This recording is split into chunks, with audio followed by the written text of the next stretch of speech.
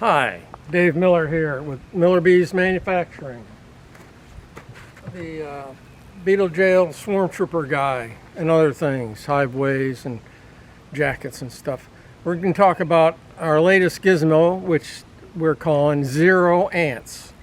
I've had horrible trouble with ants the last several years, and I've had ants that actually drive the bees out of the hive. I had one apiary I had to move the hives out of. The ants were just horrible. I said, I gotta fix this somehow.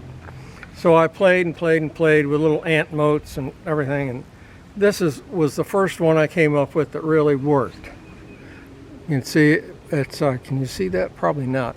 Anyway, it's this is just a tuna fish can with PVC pipe, and I got a PVC piece in there that I glued in, and it's bolted together, and it's lined with I put grease all around the pipes. You really don't need to, just inside the can, and it actually kept the ants out.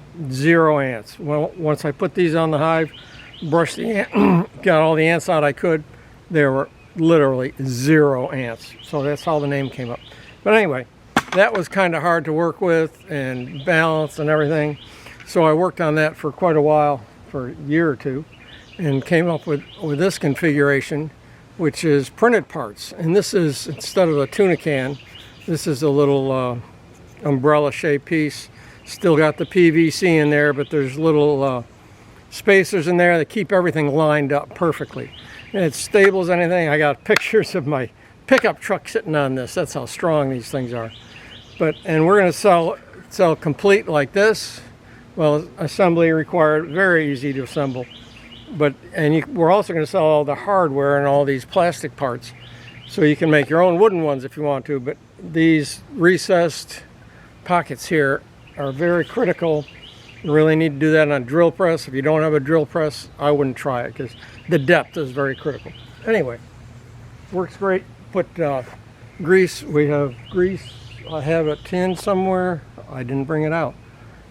We sell what we use is a real high temperature weatherproof grease, and we're going to put it in little tins for you so you don't have to buy a big bucket of it. And it's going to come with a little popsicle stick kind of thing, and just put it inside these. There's another video out there to show you how to do all that. But anyway, I'm going to show you how to assemble these on your hive, I hope. Here's a hive. It's an empty hive. Nobody's home.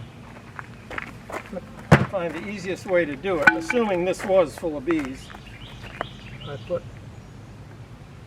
very carefully so you don't disturb the bees. Put one 2x4 there. These are just regular 2x4s. Another one in the front or the other end. Tip it up. And go around in the back and tip this one up. Be good if you had a helper. Once you get like that, you can put these under. These are this is the moat part, remember.